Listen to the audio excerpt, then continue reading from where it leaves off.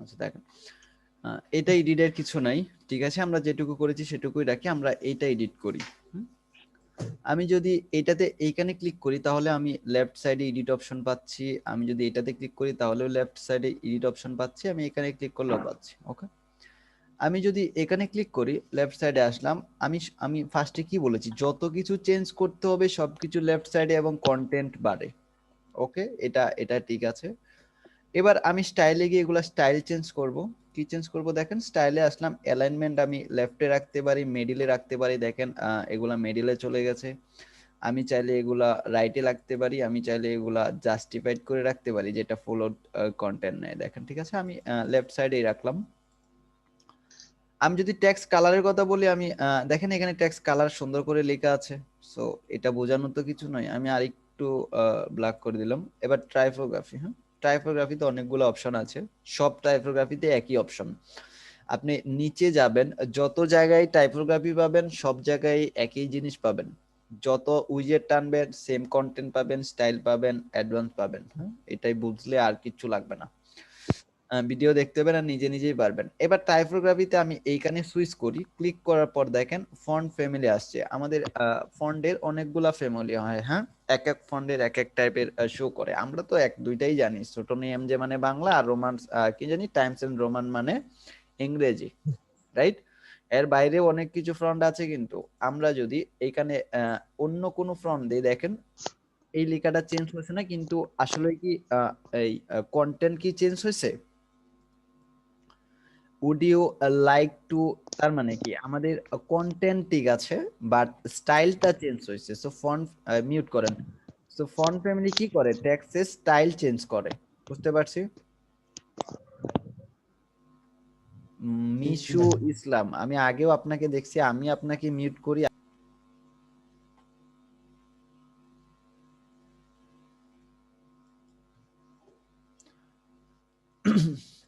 আমরা যেটা বোঝাতে যাচ্ছিলাম, হ্যাঁ, ফন্ট ফ্যামিলি। সো আমরা যদি ফন্ট ফ্যামিলি চেঞ্জ করি তাহলে কি হয়, টেক্সট ঠিক থাকে বাট স্টাইল চেঞ্জ হয়। ওকে, দেখেন এইটাই তো সুন্দর না, রোবোটমন ও পরের বার এটা ইউজ করবো, দেখেন আমি যখন এই ফ্যামিলি ফন্ট ফ্যামিলিটা ইউজ করলাম তখন আমার টেক্সট ঠিক আছে, স্টাইল চেঞ্জ হয়েছে, আমি যে কোনো ফন্ট ফ্যামিলি এখানে সিলেক্ট করতে পারি, তাহলে কি হবে, আমার টেক্সটের কোনো পরিবর্তন হবে না বা সুন্দর সুন্দর স্টাইল হবে, রাইট। সো এটা অনেক সুন্দর স্টাইল। এখন আমি চাচ্ছি এইটা যে আমি সরি, এখানে আসেন, দেখেন ফন্ট ফ্যামিলি চেঞ্জ করেছি, এবার আমি ফন্টের সাইজ দিতে পারি।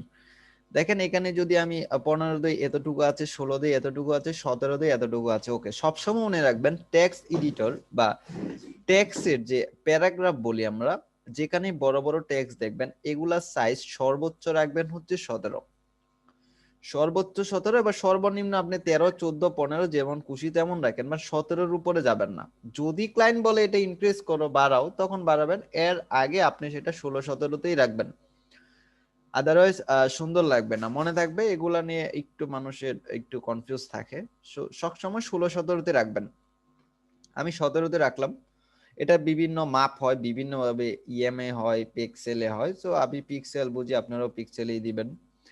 ফন্ট ওয়েট বলতে ফন্টটা কতটুকু মোটা হবে, আমি যদি একদম বোল্ড দেই দেখেন ফন্টটা কি হয়ে গেল, মোটা হয়ে গেল, হ্যাঁ।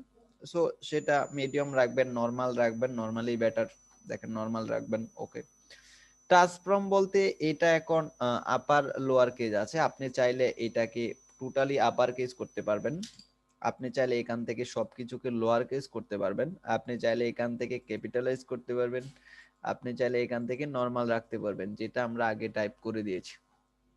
ওকে, এখানে স্টাইলে কিছু অপশন আছে, নরমাল, ইটালিক, এগুলা জিনিস আমরা আগে থেকেই জানি, যারা বেসিক কম্পিউটার জানি। সো এটা বোঝানোর কিছু নয়। টেক্সট ডেকোরেটর বলতে নিচে ওভারলাইন লাগতে পারে, যেমন আন্ডারলাইন থাকবে প্রত্যেকটা টেক্সটের নিচে, ওভারলাইন থাকবে এটার মাঝখান দিয়ে, লাইন থ্রো, সরি ওভারলাইন হচ্ছে উপর দিয়ে একটা লাইন থাকবে, নন্তনা নেই, হ্যাঁ, চলে গেল। এই জিনিসটাই কিন্তু ইউজ হয়, এই যে লাইন থ্রো, হ্যাঁ, এটা ইউজ হয় কখন, যখন আমরা বিভিন্ন প্রাইজিং টেবিল বানাতে যাই, তখন দেখা যায় $100 একটা প্রোডাক্ট কাস্টমার সেল করতে চায় 99, তখন 100টা কেটে দিতে হয়, 99 রাখতে হয়। সো তখন এই যে লাইন থ্রো এই জিনিসটা ইউজ করতে হয়, হ্যাঁ। আমি আপাতত সেটা নানে রাখলাম। লাইন হাইট বলতে এই একটা লাইন থেকে আরেকটা লাইনের মাঝখানে দূরত্বটাকে বলতেছে লাইন হাইট। ওকে, দেখেন বাড়তেছে কমতেছে, এটা আপনার চোখের মাপে রাখবেন। 1.4 বা 1.7 এরকম রাখলে না, 1.6 রাখলাম।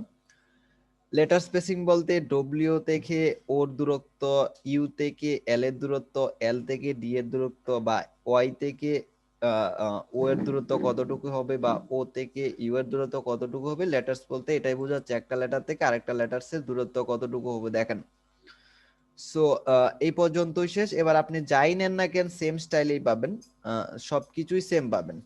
বুঝতে পারছি? আমরা এখান থেকে উইথড্র করে নিলাম এবং এইখানে আমি ফন্ট ফ্যামিলিটা শুধু রোবোটো মনো ইউজ করি, সবকিছুই ঠিকঠাক আমার। ওকে, দেখেন আপডেট করি। এবার এখানে যদি দেখি এটা স্টাইল সেম জিনিস, এটা স্টাইলও সেম জিনিস।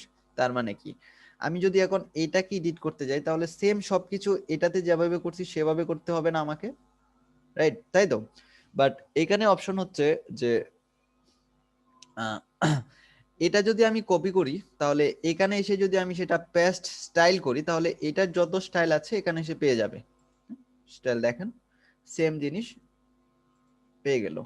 তার মানে কি, আপনি যখনই কোনো ওয়েবসাইট বানাবেন কাজ করবেন 1 ঘন্টা, বাকি ঘন্টা শুধু কাট কপি পেস্ট করবেন এলিমেন্টরে। সবকিছুই স্ট্যান্ডার্ডলি করার ট্রাই করবেন, দেখবেন অল্পতেই কাজগুলা করতে পারবেন। এতক্ষণ যা বুঝিয়েছি তা নিয়ে কারো কোনো কোয়েশন থাকলে বলেন।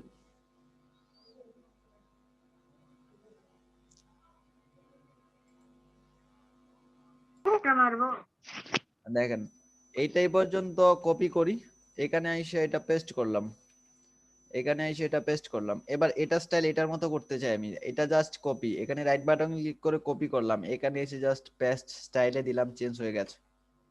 বুঝতে পারছি? সো সবসময় দেখেন একটা ওয়েবসাইটে আছে কি, এই ওয়েবসাইটটা যদি আপনি বানাতে যান আপনি সর্বোচ্চ এই ফন্টটা স্টাইল করবেন, আর তো কিছু না। বাকি দেখেন এটা স্টাইল এখানে, এটা স্টাইল এখানে, এটা স্টাইল এখানে, এটা স্টাইল এখানে, এখানে স্টাইল, এখানে সেম স্টাইল, এখানে সেম স্টাইল, এখানে সেম স্টাইল। তার মানে কি সব জায়গায় একই ফন্ট, এই দেখেন এই জায়গায় চেঞ্জ, আবার এই জায়গার সাথে এই জায়গার একটা মিল আছে, একই ফন্ট একই জিনিস।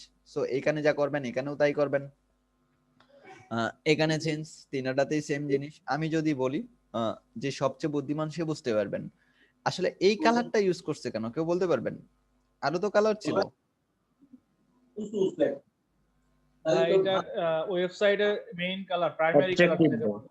লোগোর সাথে মিলে এটা হচ্ছে ওর ব্যান্ড কালার, যেটা ওর লোগোর সাথে ম্যাচ আছে। দেখেন দুইটা কালার দিয়ে ও ওয়েবসাইট কমপ্লিট করছে। এটাকে একটা দিয়ে যে কালার, ব্র্যান্ডিং করছে আর কি, হ্যাঁ ব্র্যান্ডিং এর জন্য এটা এই যে দেখেন একটা কালার, এই যে একটা কালার, দুইটা কালারেই ও যা রাখছে, বাটন রাখছে সব ওই লোগো কালারের মধ্যে, যা কিছু রাখছে সবে ওর লোগো কালারের মধ্যে। এক্সট্রা যদি কালার ইউজ করে থাকে তাহলে ওই কালারটা ইউজ করছে, আদারে সব কালারই কি এটার মধ্যে রাখছে। বুঝতে পারছি? সো এটাই হচ্ছে আসলে ব্যাপার। দেখেন সবকিছু যখন আপনার একটা জায়গায় রাখবেন, এই হেডিং এর সাথে নিচে যতগুলা হেডিং থাকবে same font, same colour, same সবকিছু। এই যে প্রিটেক্সের সাথে উপরে প্রিটেক্সের একটা ম্যাচিং আছে, এই হেডিং এর সাথে নিচের হেডিং এর উপরের হেডিং এর একটা ম্যাচিং আছে। তার মানে কি আপনি যাই রাখবেন সব সেম সেম রাখার ট্রাই করবেন, তাহলে অটোমেটিক্যালি কি হবে, সুন্দর হয়ে যাবে। বুঝতে পারছি? এবার যদি আমি এটা বানাতে চাই তাহলে এটা আমার জন্য ইজি হবে না? আমি তো, যে কেউ এটা বানাতে পারবেন ইজিলি। আমি এই ইমেজটা সেভ করি, 1 মিনিট লাগবে আমার, 1 মিনিটের চেয়ে কম সময়। আমি এটা কেটে দিই। দেখেন আমি এইখানে দুইটা কলাম নিলাম, এইখানে কিছু টেক্সট বসবে, আমি এই টেক্সটটা ডুপ্লিকেট করি, এখানে ড্রাগ করে এনে এখানে রেখে দেই।